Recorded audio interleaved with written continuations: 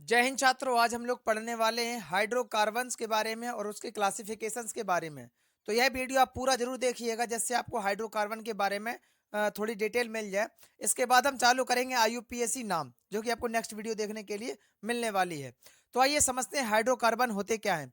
देखिए, हाइड्रोकार्बन का जो डेफिनेशन है वो इसी के नाम में ही छिपा हुआ है कि ऐसे यौगिक जिसमें हाइड्रोजन और कार्बन दोनों उपस्थित रहते हैं उसे हाइड्रोकार्बन्स कहते हैं। देखिए, इसका क्लासिफिकेशन अर्थात इसका वर्गीकरण देखिए। इन्हें जो है हम निम्न भागों में बांटते हैं। कौन कौन से? पहला है संतृप्त, दूसरा है असंतृप्त और तीसरा है एरोमेटिक।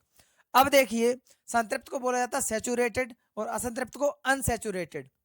देखिए, इसमें जो संतृप्त हाइड्रोकार्बन है इसकी डेफिनेशन क्या होती है कि ऐसे हाइड्रोकार्बन जिसमें कार्बन परमाणु आपस में एकल बंध से जुड़े होते हैं। एकल बंध का मतलब क्या है? इसमें सिंगल बॉन्ड। किससे? सिंगल बॉन्ड से।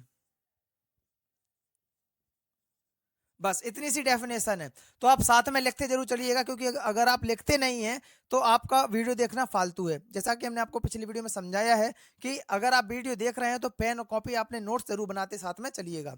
तो देखिए, संतृप्त हाइड्रोकार्बन क्या होते हैं कि ऐसे हाइड्रोकार्बन जिनमें या ऐसे यौगिक जिनमें कार्बन कार्बन के बीच कौन सा बॉन्ड होता है? Single bond. बस इतनी सी इसकी डेफिनेशन है। इसका जो सूत्र है वो है CnH2n+2। ये आपका सूत्र है। तो आप इसका जो है सूत्र क्या लिखेंगे कि इसका सूत्र CnH2n+2 होता है। ठीक है। अब देखिए, असंतृप्त हाइड्रोकार्बन्स क्या होते कि ऐसे हाइड्रोकार्बन या ऐसे यौगिक जिनमें डबल बॉन्ड और सिंगल बॉन्ड अर्थात द्विबंध और त्रिबंध पाया जाता है उन्हें हम लोग असंतृप्त हाइड्रोकार्बन कहते हैं। ठीक है। इनको पुनः दो भागों में बांटा जाता है, द्विबंध और त्रिबंध। अभी हम समझा रहे हैं कैसे इसकी डेफिनेशन लिखते हैं। और एरोमेटिक समझ लीजिएगा कि एरोमेटिक देखिए ऐसे हाइड्रोकार्बन जिनमें जो कार्बन है वो बंद श्रृंखला में जुड़े होते हैं। कैसी? बंद विवृत श्रृंखला में। आप चाहो तो इसकी डेफिनेशन लिखते हैं, लिख सकते हैं ऐसे हाइड्रोकार्बन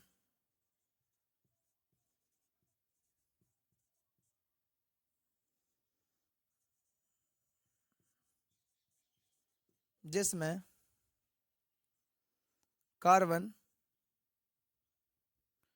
कार्बन बंद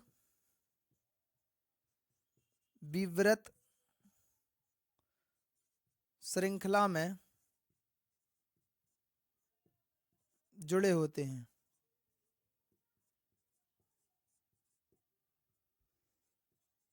देखिए, श्रृंखला का मतलब क्या है? Chain, series. और वो कैसी रहती है? बंद। वो कैसी रहती है? बंद चेन रहती है। अब देखिए आपने नाम सुना होगा एलिफेटिक नाम से, एल्कीन, एल्केन, एल्काइन। अभी हम सब इसमें आपको समझा दे रहा है। देखिए, आपका जो एलिफेटिक नाम है वो किस किस को जोड़ के बनता है? संतृप्त और असंतृप्त, इन दोनों को मिला देंगे तो वो किसका नाम हो जाएगा? एलिफेटिक।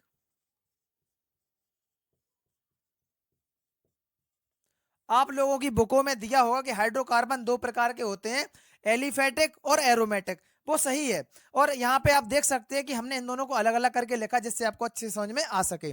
देखिए, अब एलिफेटिक की इसकी ठीक उल्टी डेफिनेशन हो जाएगी कि ऐसे हाइड्रोकार्बन जिनमें कार्बन के बीच कार्बन क्या है? खुली विवृत श्रृंखला में जुड़े होते हैं। वो किसकी हो जाएगी? एलिफेटिक की। समझ रहे हैं? अब देखिए, संतृप्त हाइड्रोकार्बन दोबारा देखिए एक बार। संतृप्त में क्या था कि कार्बन कार्बन के बीच में कौन सा बॉन्ड था? Single bond. आप ध्यान रखना हमेशा, कौन सा बॉन्ड? केवल सिंगल बॉन्ड। ठीक है। कार्बन कार्बन के बीच। और जिसके बीच सिंगल बॉन्ड रहेगा उसे हम क्या कहेंगे? एल्केन।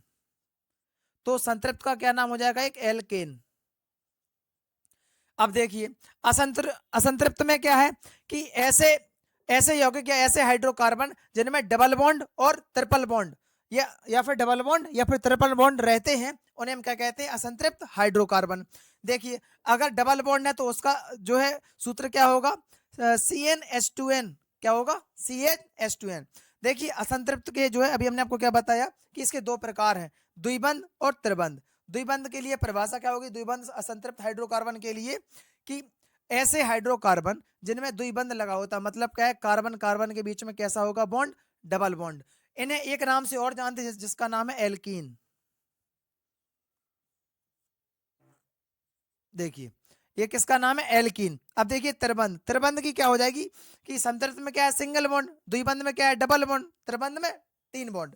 इसकी डेफिनेशन क्या होगी कि ऐसे हाइड्रोकार्बन जिनमें ऐसे हाइड्रोकार्बन जिनमें कार्बन कार्बन के बीच 3 बॉन्ड या ट्रिपल बॉन्ड या त्रिबंध पाया जाता है, उसे हम लोग त्रिबंध असंतृप्त हाइड्रोकार्बन कहते हैं। ये आपकी डेफिनेशन हो गई।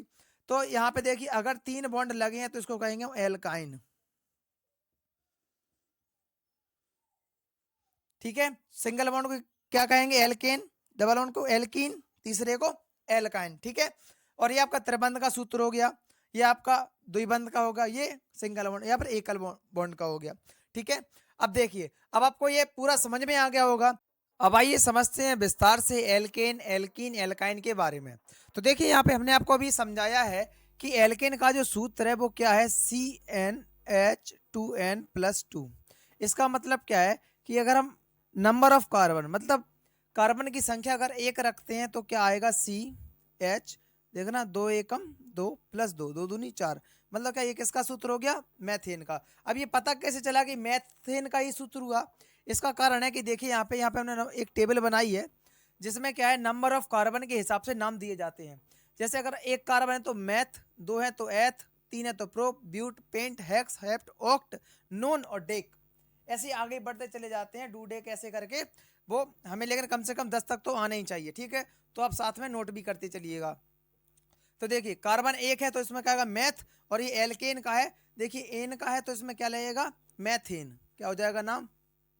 Methane, CH4। ये साधारण नाम है, ऐसे ही आप यहाँ पे और बनाते चलिएगा, अगर बनाना हो तो कम से कम 5 तो बना ही लीजिएगा। अब आइए समझते हैं एल्कीन के बारे में। इसका सूत्र क्या है? CnH2n। इसका क्या है? CnH2n। इसमें भी क्या करेंगे हम? नंबर ऑफ कार्बन 1 रखेंगे। देखिए नंबर ऑफ कार्बन 1, 2 एकम 2, लेकिन अब ये गलत हो गया। समझ रहे? गलत क्यों हो गया? क्योंकि कार्बन जो है वो इलेक्ट्रॉनों को स्थानांतरण इसमें डिसबैलेंस्ड है।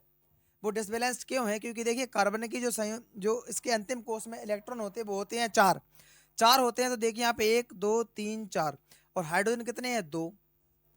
तो यहाँ पे केवल एक ही एक यहाँ पे एकल बंध लग रहा है, जो कि गलत है। और इसमें क्या है देखना, 1 2 3 4, ये पूरा बैलेंस है। समझ रहे हैं? इसलिए ये क्या है? मैथेन, ये एल्केन का है। और एल्काइन में क्या होगा कि हमें कम से कम नंबर ऑफ कार्बन कितने रखने होंगे? 2।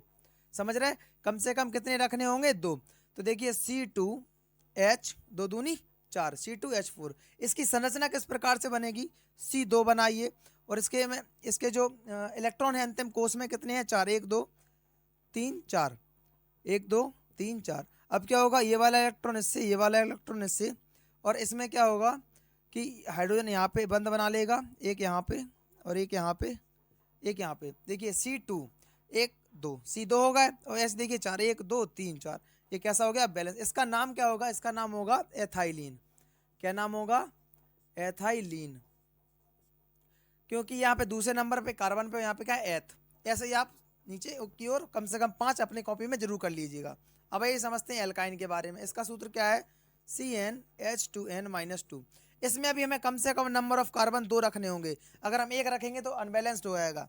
अब देखिए यहाँ पे C2H, 2 दूनी 4, और 4 में से 2 गया, कितना बचेगा? 2। देखिए यहाँ पे 2 गुणा 2 माइनस 2, 2 दूनी 4 में से 2 गया 2। C2H2, C कितना है? 2। लेकिन अब हाइड्रोजन कितने हैं? केवल 2 हैं। तो एक यहाँ पे लगा दो, एक यहाँ पे, एक इससे सिंगल सिंगल बॉन्ड, और यहाँ पे क्या आएगा? ट्रिपल बॉन्ड, क्योंकि यहाँ पे 3 इलेक्ट्रॉन का ही आपस में क्या करेंगे? आदान प्रदान। अब आइए समझते हैं। देखिए C2H2, अब इसका जो नाम होगा वो क्या होगा? एथाइलिन। क्या, सॉरी, इसका नाम क्या होगा? एसिटिलीन। क्या होगा?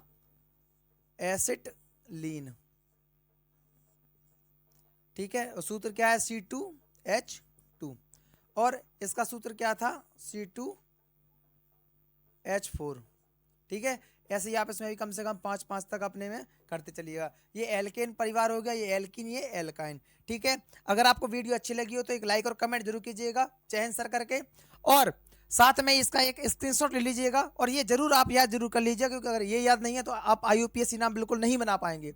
हाँ, आपको नेक्स्ट वीडियो में IUPAC नाम बहुत ही अच्छे से समझाने वाले हैं। ठीक है, और मन लगा के पढ़ाई कीजिएगा, क्योंकि आपका यूपी बोर्ड नजदीक आते जा रहे हैं। ठीक है, जय हिंद, जय भारत।